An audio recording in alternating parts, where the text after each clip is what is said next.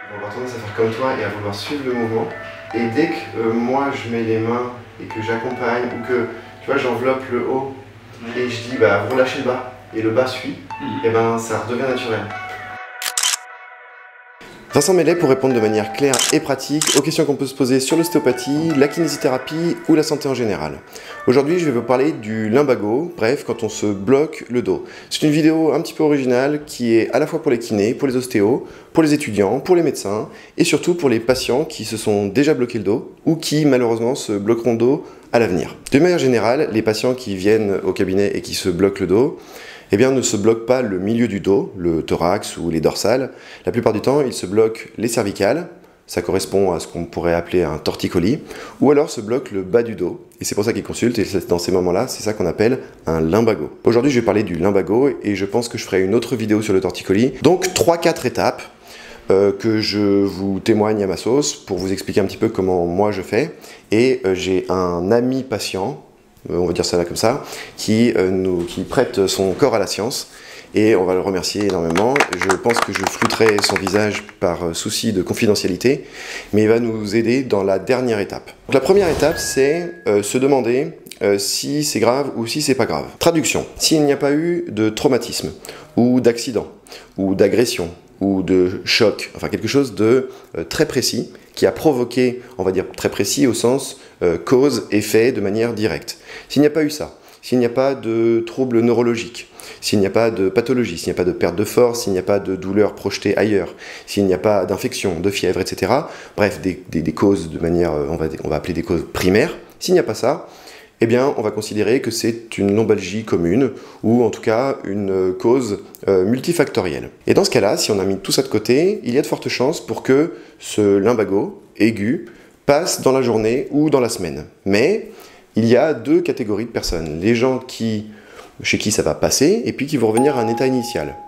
Et les gens chez qui ça va passer, mais ils vont quand même avoir tendance à ne pas vouloir bouger ou avoir peur que ça revienne, à prendre des positions qu'on appelle des positions antalgiques, des positions pour éviter la douleur, et on va essentiellement s'adresser à ces gens-là. Pour ces gens-là, il faut comprendre que c'est un épisode douloureux qui n'est pas grave, il faut suivre les étapes qui suivent. Étape numéro 2, comprendre la douleur.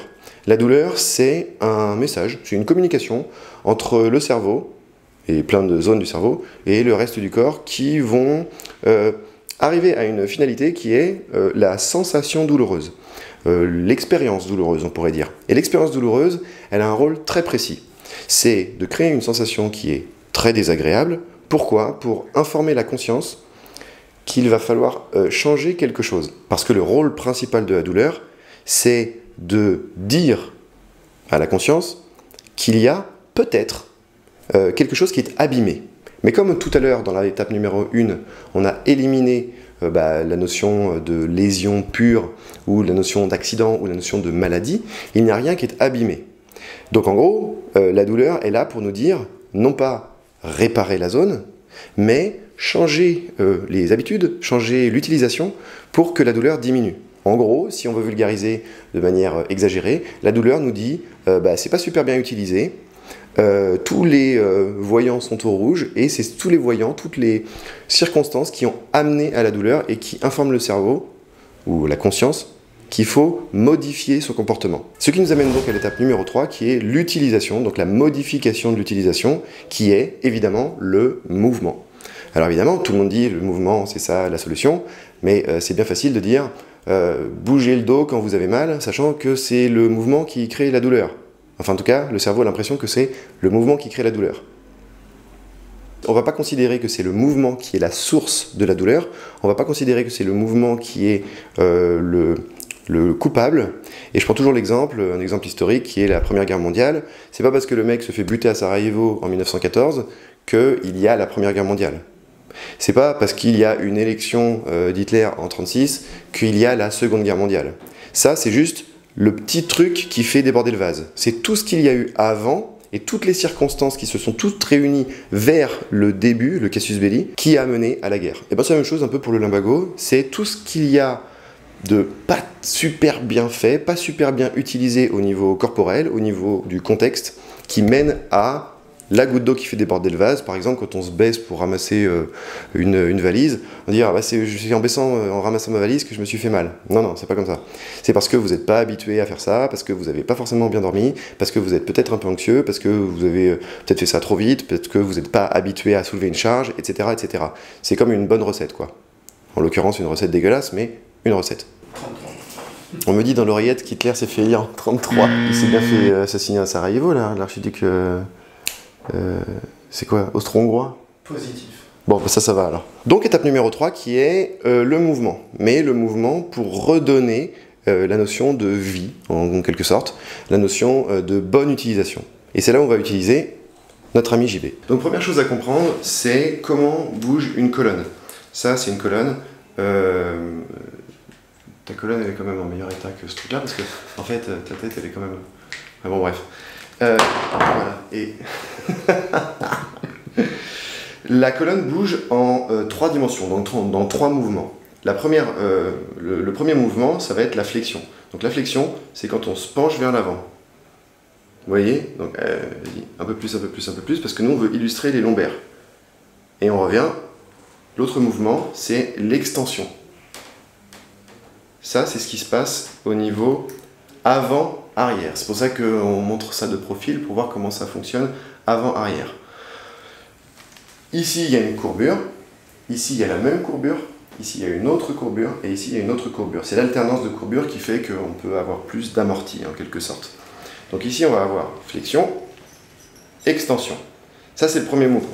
Le deuxième mouvement, on va se mettre de face. Le mouvement de face, il se passe en inclinaison, donc c'est-à-dire qu'en fait on se penche sur le côté et la colonne fait comme ça. Ça c'est ce qu'on appelle les inclinaisons. Et ensuite il y a les rotations. Donc tu vas essayer de pas bouger le bassin et d'aller tourner la tête à droite et de laisser le reste tourner. Si vous êtes bloqué du bas du dos, il y a de fortes chances que, par exemple, l'extension soit possible, mais que la flexion soit pas possible. Les témoignages sont souvent les mêmes, c'est j'arrive à me redresser, mais je n'arrive pas à me pencher. Ou alors j'arrive à aller me tourner comme ça, ou me pencher comme ça, mais dès que j'essaye d'aller dans le sens, c'est pas possible. Par exemple, ce mouvement-là, qui est possible, et dès qu'on va vouloir aller dans l'autre mouvement d'inclinaison, donc l'inclinaison gauche en l'occurrence, ça va créer la douleur. Comme l'objectif final est de toute façon d'avoir la possibilité de refaire le mouvement dans son entièreté avec le moins de douleur possible, eh bien naturellement on va devoir forcer un petit peu dans ce sens. Donc on va y aller en progression. Et pour y aller en progression, on va d'abord faire des mouvements très simples, très peu amples, pour arriver au mouvement le plus difficile possible. Typiquement si on a des difficultés à se pencher vers l'avant, donc d'avoir un mouvement de flexion, eh bien on va quand même aller faire de la flexion, mais on va commencer par faire d'abord des petits mouvements de bassin comme ça, en pensant que même s'il y a une douleur, on est en train de réinformer le cerveau que ce mouvement est un mouvement normal. Et l'objectif final, c'est d'avoir la possibilité de se pencher complètement avec un poids, avec une résistance. Parce que ça va être ça après, l'étape finale, c'est d'aller mettre de la charge sur le dos. Même topo si c'est de l'inclinaison, et même topo si c'est de la rotation. On va faire exactement le même genre de réflexion, le même genre de mouvement, d'abord peu ample et ensuite de plus en plus ample. On peut soit ne pas bouger le bassin, soit entraîner. Demain, parce que demain on a une consultation, une vraie consultation. Et je me dis que peut-être que justement je respecte pas vraiment la progression. Si vous avez une difficulté à aller en flexion, eh bien on va vouloir aller en flexion. On veut aller vers la flexion pour redonner des informations au système, on va dire, proprioceptif. C'est le système qui vous donne une conscience de la position de votre corps pour redonner une sorte de norme. Si vous avez une difficulté à aller en flexion, votre système proprioceptif aura tendance à vous donner l'impression que quand vous allez en flexion, vous êtes beaucoup plus loin que ce que vous n'êtes en réalité. On va vouloir évidemment une progression pour passer d'un petit mouvement de flexion à avoir la capacité de se baisser pour ramasser une charge. On peut considérer que l'objectif final, c'est d'avoir la capacité de ramasser une charge ou de faire des exercices réguliers avec une charge. Parce que l'objectif final, c'est d'avoir une régularité après dans des exercices. C'est là où ce sera très intéressant de voir avec un kiné comment vous pouvez considérer que la source, une des sources, ou en fait le petit point, le déclencheur de votre lumbago, eh bien comment ça se fait que ça, votre corps considérait que c'était pas possible de le faire. Typiquement, le patient qui soulève une valise et qui se bloque le bas du dos et qui vient me consulter, moi mon message il est le même, notre objectif c'est de mettre en place une espèce de petite procédure, de petite progression pour qu'après, eh bien, on vous fasse faire des exercices qui ressemblent à ça, voire des exercices plus durs, pour que le jour où vous allez devoir soulever justement une valise, voire d'autres choses, dans d'autres contextes, eh bien qu'en fait votre corps soit parfaitement habitué à cet exercice. Et tout ça dans une logique parfaitement logique, une logique parfaitement naturelle, qui est que votre corps va s'adapter à ce que vous lui mettez comme contrainte, mais en l'occurrence des contraintes positives. Si vous lui donnez des contraintes répétées qui sont de l'ordre de la charge, de l'ordre de la force, de l'endurance, de la difficulté, eh bien votre corps va s'adapter à cette difficulté. Cette vidéo est sponsorisée par Allcare. Comme vous savez, je suis un ambassadeur, un partenaire de cette marque que j'adore, et que j'adore parce que c'est du made in France, parce que ce sont des produits qui sont innovants, et parce que ce sont des produits qui sont utiles. L'iMove que vous pouvez voir ici, moi je l'ai au cabinet et j'en suis très content parce que je vais l'utiliser pour ses caractéristiques de mouvement naturel, de ce que je vous ai expliqué juste avant, c'est-à-dire flexion, extension, inclinaison et rotation. Donc dans le cas où le patient n'arrive pas à faire les exercices seul, à faire du mouvement seul comme je vous ai montré, ou alors à aller chercher une charge, ou alors se laisser aller en thérapie manuelle, eh bien je assois le patient sur l'iMove et je mets pas beaucoup d'amplitude, mais je mets beaucoup de vitesse. Comme ça fait un petit mouvement assez rythmé. Et le patient a deux options à ce moment-là. Soit je laisse le patient dessus et je regarde avec lui comment il arrive à relâcher le mouvement pour récupérer du mouvement, parce que c'est pas lui qui le fait, c'est pas moi qui le fais, c'est la machine qui entraîne. C'est comme une espèce d'assistance au mouvement. Et si le patient n'arrive pas à se détendre et à laisser la machine faire le mouvement, eh bien on va faire un petit truc un petit peu, une sorte d'actif aidé, dissociation entre le haut et le bas, et je demande au patient d'essayer de ne pas bouger les épaules et d'avoir le bas du dos qui est en train d'être suivi et d'être accompagné pour avoir le mouvement d'extension, de flexion, d'inclinaison et un peu de rotation. La plupart du temps, le patient a quand même un petit peu de difficulté à suivre ce mouvement, donc moi ce que je fais, c'est que je mets mes mains sur les épaules et je laisse la machine faire en demandant au patient. Bon là, pour les besoins de la vidéo, on est face à la fenêtre, mais sinon j'utilise le miroir et je mets le patient face au miroir en disant vous voyez là, vos épaules elles sont face comme ça, et je vais laisser les épaules ne pas bouger et avoir le bas qui est en train de bouger. Le gros avantage, c'est qu'on peut faire dans les deux sens.